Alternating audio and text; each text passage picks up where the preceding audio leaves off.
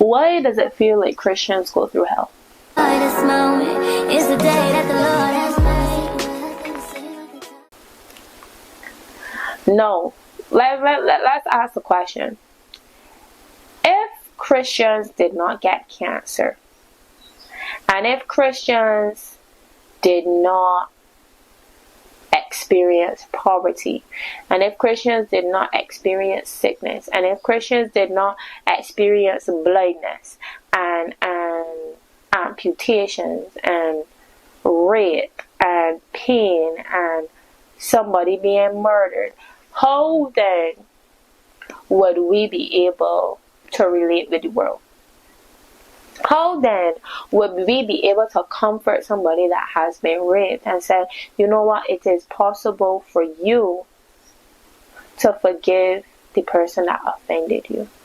How then could we go to somebody that is poor and say, I understand what you are going through, but there is hope? We will not be able to do that because we have not experienced it. We have not lived it. For us, if somebody's coming giving us advice, one of the first things that may pop into our head is, you know what I'm talking about? Let somebody that got money and we poor come and tell we, oh, you know, life is not that hard, or, you know, life gets better. And you're like, wait, what do you know about life? You live a different life from me. But let somebody else that's on our level or that we can relate to come and say, you know what? Life will get better. We see somebody that we can relate to. We see somebody that understands us. We see somebody that has been where we have been, and we see where they are. And we say, you know what? If they can do it, then it is possible. So without our hardships, without our pains, and without our sufferings, we are not able to relate to people and to understand people, and people are not able to relate and understand us. Because imagine if Christians were happy all of the time, but everything was going well for us. People would say, well, they got a right to be happy, or it's normal that they're happy because everything went right with them. But when we go through our hardships, and people could look at us and say, would this so and so not happen to she, or this thing not happen to her? How is she so happy? Why is she so happy? There's something different about her. What is it? Then they can see, okay, logically speaking, this body should be worried. Logically speaking, this should happen. Logically speaking, her response of joy and happiness is not normal. Why is that? And then we will be able to share the love of God and say, well, you know what? God loved me and God got me. Who's my Father? The body that created the entire earth, so He got me. And we need these things in our lives to keep us, to keep us also humbled.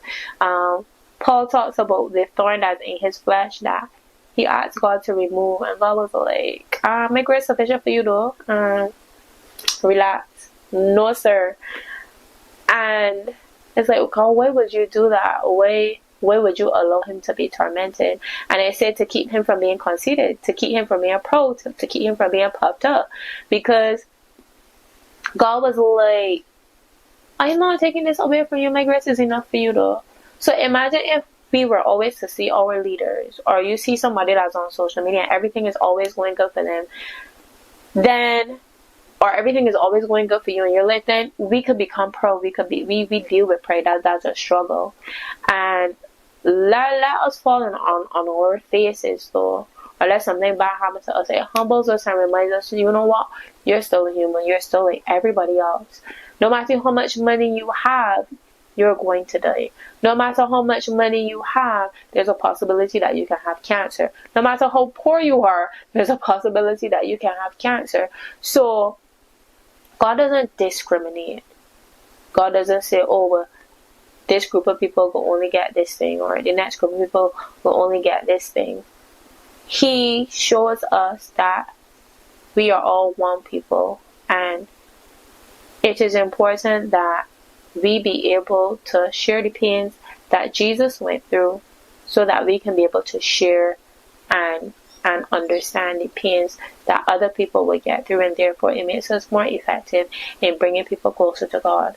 So in your pain right now, in your struggle, in your frustration, in your annoyance, in your sadness, in your poverty, in your hunger, in your frustration, I would encourage you to rejoice in the Lord, because He is faithful and He will use this experience that you have to bless somebody's life, to save somebody's life, to help you to be able to relate with people, to help you to be more kind, to help you to be more understanding, to help you to be more patient, to help you to have more self-control, to help you to be more like Him. So enjoy your day and remember that Jesus loves you.